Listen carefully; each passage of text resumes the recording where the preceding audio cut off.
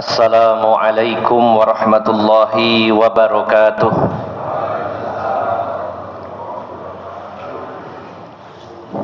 Alhamdulillahi rabbil alamin, wal aqibatu lil muttaqin, wala udwana illa 'alal zalimin, kal mubtadi'ati wal musyrikin. Ashhadu an la ilaha illallah wahdahu la syarika lah, wa ashhadu anna Muhammadan abduhu wa rasuluhu la nabiyya ba'dah. Allahumma salli wa sallim wa barik ala nabiyyina Muhammadin wa ala alihi wa sahbihi ajma'in. Wa qala Allah ta'ala fi kitabihil karim, ya ayyuhalladzina amanu taqullaha haqqa tuqatih wa la tamutunna illa wa antum muslimun, amma ba'd. Para alim ulama, para ustaz, para sesepuh yang senantiasa saya hormati dan saya muliakan, bapak-bapak dan ibu-ibu, saudara-saudari jamaah Masjid Al-Ikhlas yang dirahmati Allah Subhanahu wa ta'ala. Alhamdulillah, kita sangat bersyukur kepada Allah Subhanahu wa ta'ala pada pagi hari ini atas karunia Allah dan atas nikmat serta pertolongan Allah Subhanahu wa ta'ala. Kita bisa hadir di salah satu rumah Allah untuk melaksanakan salat subuh secara berjamaah, salat yang disaksikan oleh para malaikat, dan salah satu salat dari dua salat yang disebut al-bardain, yaitu dua salat di waktu dingin. Maka salah satunya adalah salat subuh, di mana Rasulullah sallallahu alaihi wasallam bersabda dalam hadis Bukhari, man shalla al-bardaini dakhalal jannah. Barang siapa yang melaksanakan salat bardain, salat asar dan salat subuh, maka dia akan masuk surga. Maka Bapak Ibu yang dimuliakan Allah Subhanahu wa taala, alhamdulillah dengan kemudahan dari Allah kita bisa sampai di tempat ini. Kita melaksanakan salat subuh dan juga rangkaian salat-salat sunnah, dan juga berzikir kepada Allah Subhanahu wa taala. Dan juga kita beberapa menit ke depan bersama-sama duduk untuk tafaqquh fiddin, mendalami ilmu agama Allah Subhanahu wa taala.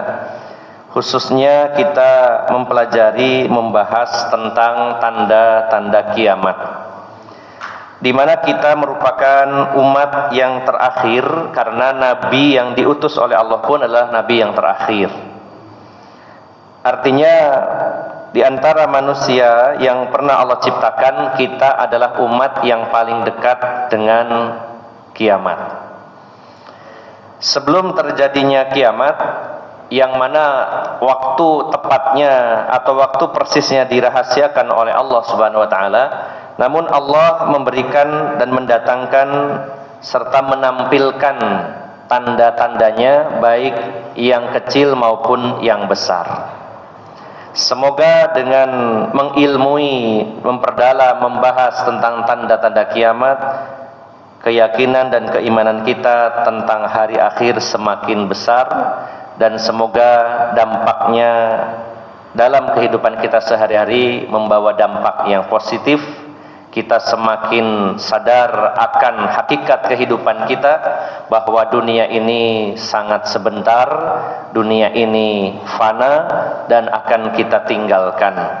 Dan juga semoga menyadarkan kita bahwa peristiwa hisab sudah sangat dekat sekali.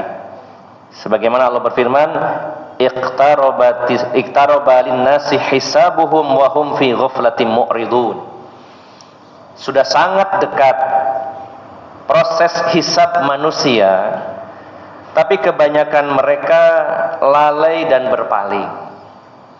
Maka minimal setidaknya dengan mempelajari tanda-tanda kiamat, kita bukan termasuk orang-orang yang berpaling dan lalai. Dan semoga Bapak Ibu jamaah sekalian, kita semuanya benar-benar menjadi orang-orang yang diselamatkan oleh Allah Subhanahu wa taala di dunia maupun di akhirat. Bapak Ibu, saudara-saudari yang dimuliakan Allah Subhanahu wa taala, kita akan lanjutkan kajian kitab Asyratus Sa'ah dan masih membahas Asyratus Sa'atis Sughra, tanda-tanda kiamat yang merupakan tanda-tanda kecil. Masuk pada poin yang ke-43. Alhamdulillah 42 tanda sudah kita bahas. Entah berapa yang masih ingat ya dari 42 tersebut. Mudah-mudahan bisa di murojaah di rumah, kita buka-buka kembali kalau ada yang dibuka bukunya atau kitabnya atau mungkin catatan kecil kita. Kita masuk pada poin yang ke-43, tanda kecil kiamat nomor 43, kathratun nisa'i wa qillatur rijali. Banyaknya wanita dan sedikitnya laki-laki. An Anasin radhiyallahu anhu qol, dari sahabat Anas bin Malik yang pernah menjadi khodim atau pembantu di rumah Rasulullah sallallahu alaihi wasallam, sehingga beliau banyak menyerap ilmu dari Rasulullah sallallahu alaihi wasallam. Dan beliau pun menjadi khadim Rasulullah sejak usia 10 tahun sampai usia 20 tahun. Di mana ibu dari Anas bin Malik adalah wanita mulia yang sangat terkenal dalam sejarah, yaitu Ummu Sulaim, yang pernah meminta kepada Rasulullah untuk mendoakan Anas bin Malik. Lalu Rasulullah mendoakan Anas bin Malik dengan doa yang berbunyi, Allahumma aktsir malahu wa waladahu wa barik lahu. Ya Allah, perbanyaklah harta dan anaknya Anas bin Malik dan berikan barokah kepadanya. Maka Anas bin Malik adalah orang terkaya dari kalangan sahabat Ansor. Dari kalangan sahabat Ansor adalah yang terkaya. Dan juga Anas bin Malik memiliki 85 anak. Ya, kaya raya, anaknya 85 dan umurnya sampai 103. Hanya saja tidak dibahas berapa istrinya ya. Anak 85 ini dari berapa istri saya juga tidak tahu ya. Ini tidak dibahas dalam pembahasan ini. Hanya sedikit untuk mengenal sahabat Anas bin Malik, bahwa beliau adalah sahabat yang mulia yang banyak menyerap ilmu dari Rasulullah sallallahu alaihi wasallam. Beliau menyampaikan sebuah hadis dan ini dicatat oleh Imam Bukhari dan Imam Muslim dalam Sahih Bukhari dan Sahih Muslim. Beliau berkata, sahabat Anas berkata, la uhadditsannakum hadisan la yuhadditsukum ahadun ba'di. Sungguh aku akan menyampaikan satu hadis kepada kalian di mana tidak ada seorang pun setelahku yang menyampaikannya. Hadis ini dari saya. Tidak ada seorang pun yang menyampaikannya selain dari saya. Sami'tu Rasulullah sallallahu alaihi wasallam yaqul, saya telah mendengar Rasulullah sallallahu alaihi wasallam bersabda, min asyratis saati an yaqillal ilmu wa yadharal jahlu wa yadharaz zina wa taksuran nisa'u wa yaqillar rijalu hatta yakuna li khamsina imra'atun al-qayyimu al-wahid. Hatta yakuna li khamsina imra'atin al-qayyimul wahid. Rasulullah bersabda, di antara tanda-tanda kiamat itu, di antaranya adalah sedikitnya ilmu agama yang ada di tengah-tengah manusia dan merajalelanya kebodohan dalam perkara agama, bukan dalam perkara dunia. Sedikit ilmu agama dan banyaknya kebodohan tentang agama. Dan juga merebaknya perzinahan, apalagi dengan adanya sosial media. Walaupun nun sewu banyak lokalisasi yang ditutup, tapi di dunia online justru lebih semarak, bahkan terjadi pengembangan ya. Bahkan kalau dulu kita mengenal ada laki-laki sewaan, ada wanita sewaan, sekarang itu sampai ada pacar sewaan, itu bayar. Ya. Jadi orang yang nggak punya pacar, malu sama temannya, atau orang tuanya menanyakan wis duwe pacar apa durung, nyari wanita yang cantik dan itu dibayar. Sehari 300.000 itu ada, Pak. Ya. Disewa, cuma menemani aja. Sampai segitunya sekarang. Ya. Maka ini adalah pintu-pintu menuju zina, dan zinanya sendiri terbuka lebar, ya, begitu merebak, merajalela di tengah-tengah masyarakat. Ini tanda dari tanda kiamat. Kemudian kata Rasulullah, tanda lainnya adalah watak suron nisa'u wa yaqillar rijalu. Banyak jumlah perempuan sangat banyak, sementara laki-laki sedikit. Sampai-sampai kata Rasulullah, untuk 50 wanita hanya ada 1 laki-laki yang mengurusnya. Artinya 1 banding 50, 1 laki-laki 50 wanita. Qila dikatakan, maksudnya dikatakan oleh para ulama, ini dalam catatan kakinya diantaranya dalam kitab At-Tazkirah, ya, ini kitabnya Imam Al-Qurtubi. Kemudian dalam Syarah Nawawi li Muslim, Syarah Muslim yang ditulis oleh Imam Nawawi, dan juga dalam kitab Fathul Bari, yaitu syarahnya kitab Bukhari. Dikatakan oleh para ulama dalam kitab-kitab tersebut, inna sababa dzalika kasratul fitani fayaksuru al-qatla fir rijal li'annahum ahlul harb dunan nisa. Sebab banyaknya wanita dan sedikitnya laki-laki karena banyaknya fitnah. Maksudnya banyak keburukan, yaitu diantaranya banyaknya peperangan yang membunuh kaum laki-laki. Karena memang biasanya mayoritas yang berperang itu adalah laki-laki. Walaupun ada tentara wanita, tapi jumlahnya tidak sebanyak laki-laki, dan biasanya tidak langsung terjun. Ada yang terjun tapi tidak banyak. Sebagaimana juga di Indonesia kita mengenal ada Kowad, ya, Kowal, ya, komando wanita angkatan laut, komando wanita angkatan darat, dan lainnya ada. Tapi mayoritas laki-laki. Ini analisa dari para ulama, bahwa banyaknya wanita dan sedikitnya laki-laki karena banyaknya perang, sehingga yang banyak terbunuh adalah kaum laki-laki, sehingga jumlah wanitanya sedikit. Mayoritas wanita mengungsi, walaupun ada yang jadi korban karena mungkin bisa jadi termasuk warga sipil yang menjadi korban. Tapi secara umum para ulama menganalisanya yang berperang biasanya laki-laki. Apalagi perang-perang yang konvensional dulu, di zaman dulu, dan juga nantinya di masa mendatang, perang itu telah ditetapkan medan perangnya, ya, perang medan. Sebagaimana juga perang akhir zaman yang paling besar, perang Armageddon misalkan, menurut versinya Nasrani dan Yahudi, perang Armageddon. Arm artinya bukit, Magedo artinya nama bukitnya, Bukit Magedo, yaitu yang ada di dataran Golan, di daerah Palestina. Nah, ini di satu tempat. Kalau dulu memang perang itu dipastikan janjian, perang di mana. Kalau sekarang banyak perang itu ngawur, ya, sebagaimana Israel menargetkan warga sipil.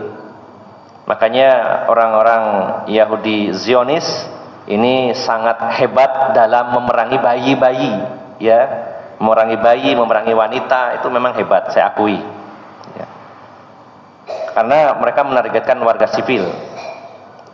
Tapi kalau yang benar, biasanya perang itu jelas targetnya, lokasinya di mana, bertempur di mana, bahkan ada semacam perjanjian nanti ketemu di wilayah mana.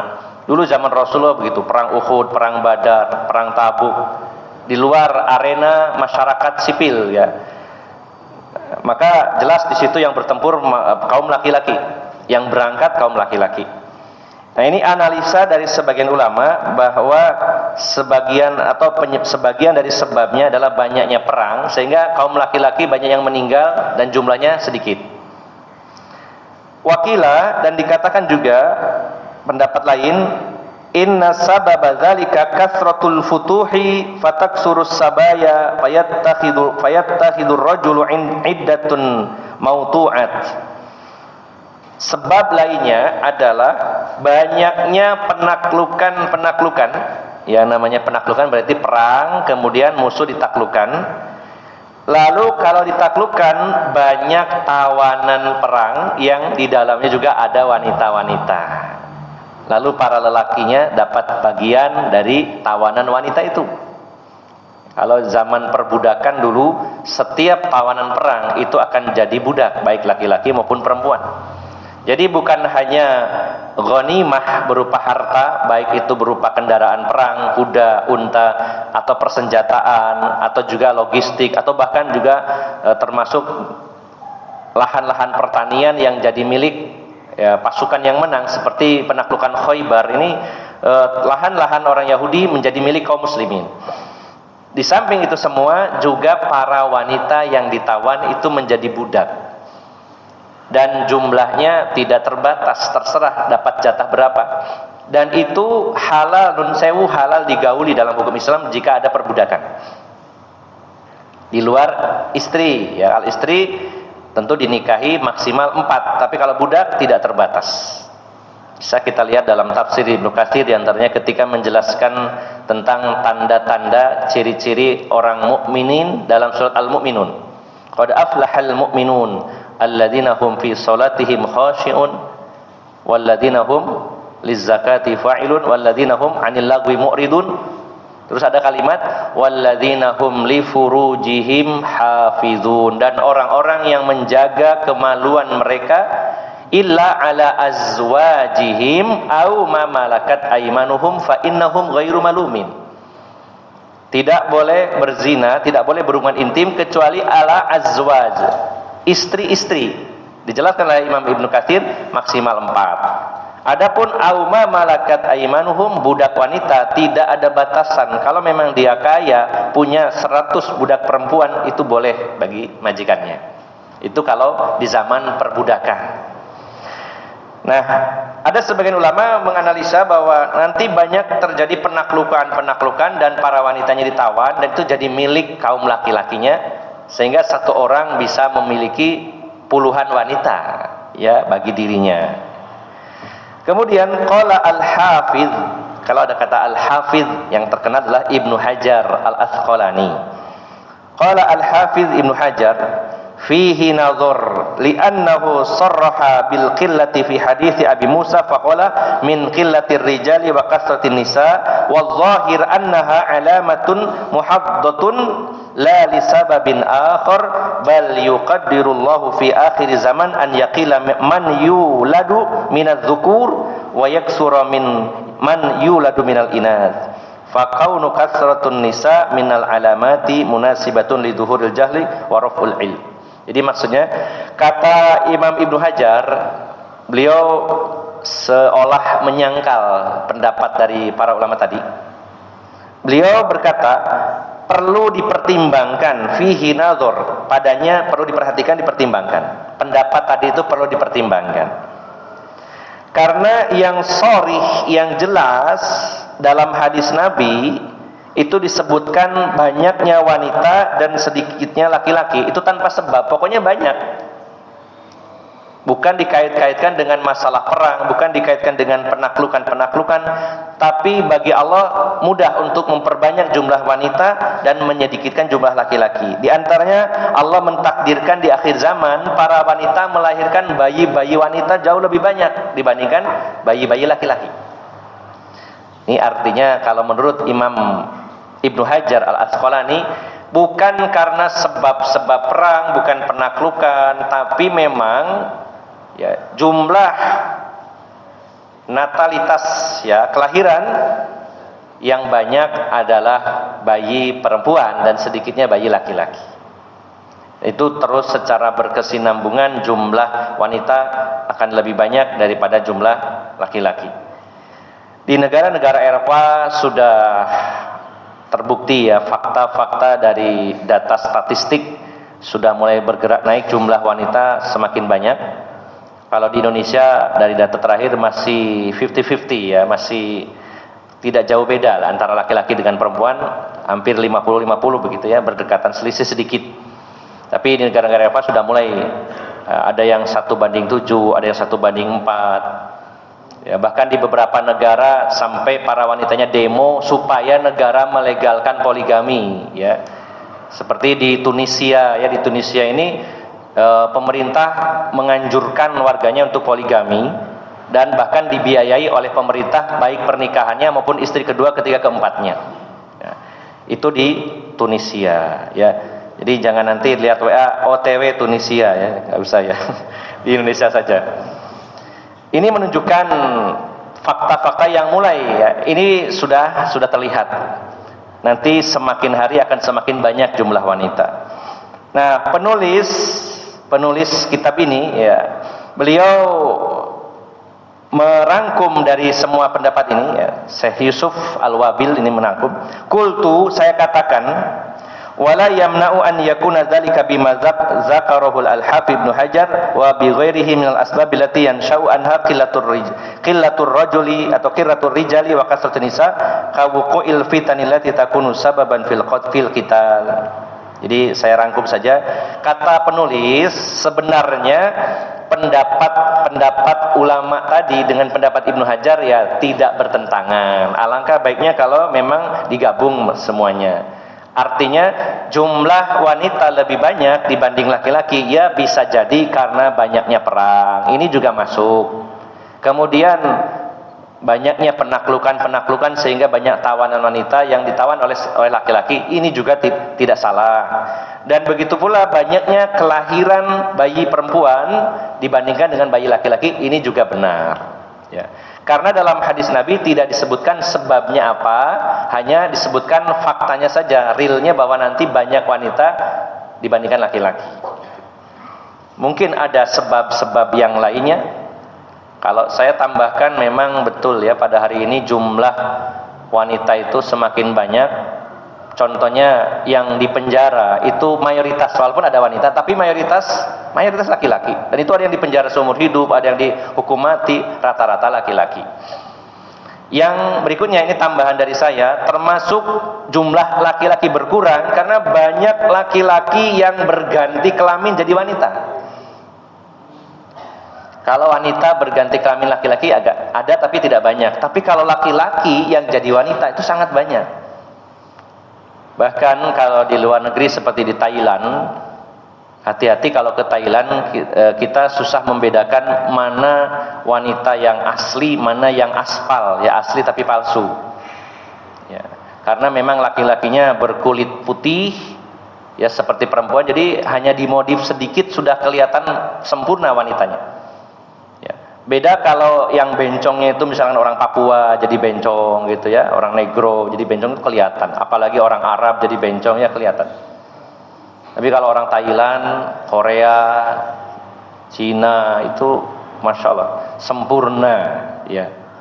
Bahkan non sewu sampai bukan hanya tampilannya saja yang jadi wanita, tapi secara totalitas bulu di kulitnya dihilangkan, dioperasi dihilangkan sehingga tidak berbulu atau bulunya halus.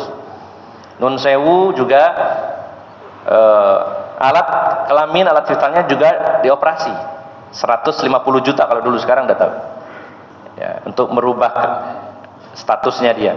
Bahkan nun sewu jakunnya ini dioperasi sampai pita suaranya juga dioperasi ya, jadi dan bagian-bagian lainnya juga dipermaks gitu, dimodif jadi wanita dan tampillah jadi seorang wanita yang sempurna, bahkan kecantikannya kadang-kadang melebihi wanita ya, itu yang paling terkenal di Thailand ya.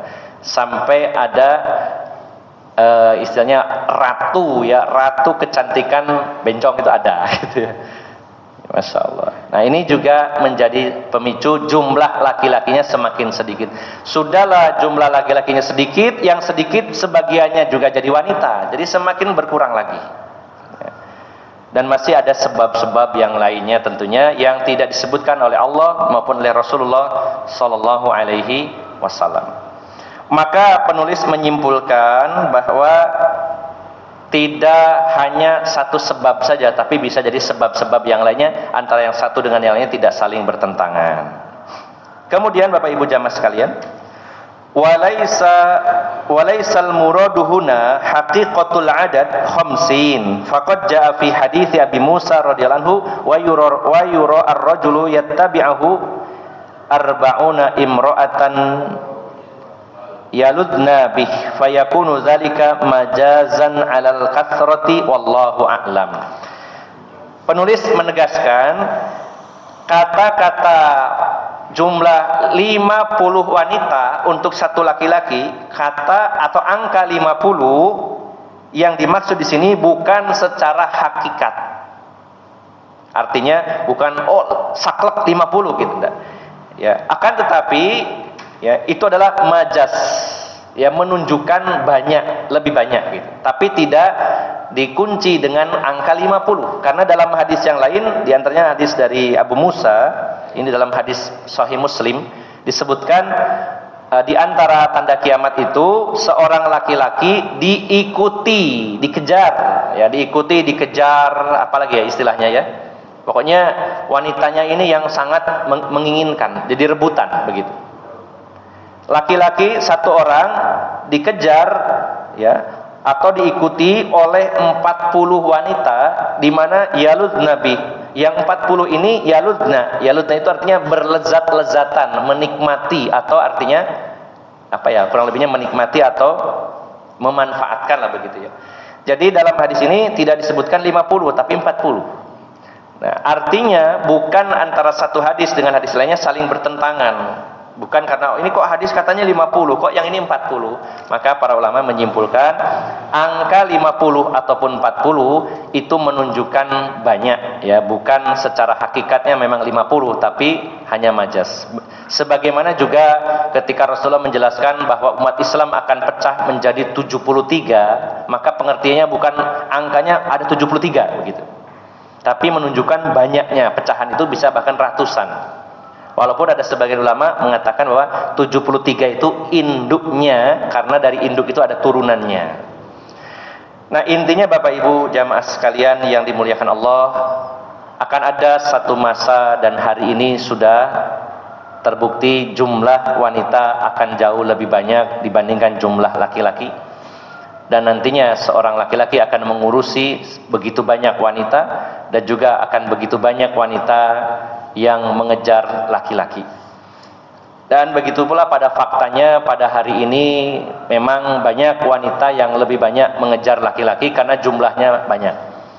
Dari kasus-kasus perceraian mayoritas ya, kenapa di Indonesia jumlah janda itu meledak gitu ya? Karena kalau laki-laki biasanya begitu cerai langsung nikah lagi. Ya, saya punya teman usianya 47, kemudian beberapa waktu yang lalu istrinya meninggal karena terserang kanker, dan waktu itu susah sekali untuk move on, pokoknya linglung gitu, terus bingung gitu ya. Terus dikasih nasihat sama teman-temannya, akhirnya hanya selang beberapa bulan nikah lagi, dapat gadis ya usia nggak sampai 30. Jadi kalau laki-laki cepat ya, apakah istrinya meninggal atau bercerai ya itu biasanya cepat menikah. Sementara wanita kadang-kadang trauma, kadang mikir-mikir ya begitu ya. Bahkan ada yang sampai menjanda 10 tahun, bahkan ada yang menjanda seumur hidup. Nah, sehingga akhirnya yang terjadi pada hari ini mayoritas di biro-biro jodoh itu banyak wanitanya. Beberapa waktu yang lalu di biro jodohnya Ustadz Abdullah Tuasikal di Gunung Kidul ada pertemuan ya untuk ya semacam acara perjodohan. Ternyata yang perempuannya ada 700, yang laki-lakinya cuma 3 orang gitu ya. Jadi kalau panjenengan lihat di sosial media, di grup-grup Facebook, grup WA dan lain-lainnya tentang biro jodoh, itu yang muncul mayoritas wanita, yang muda maupun yang setengah tua ataupun yang sudah tua, banyak gitu ya. Jadi jangan khawatir yang duda-duda, yang masih single ya, banyak antrian para wanita yang memang menginginkan bersuami kembali ya.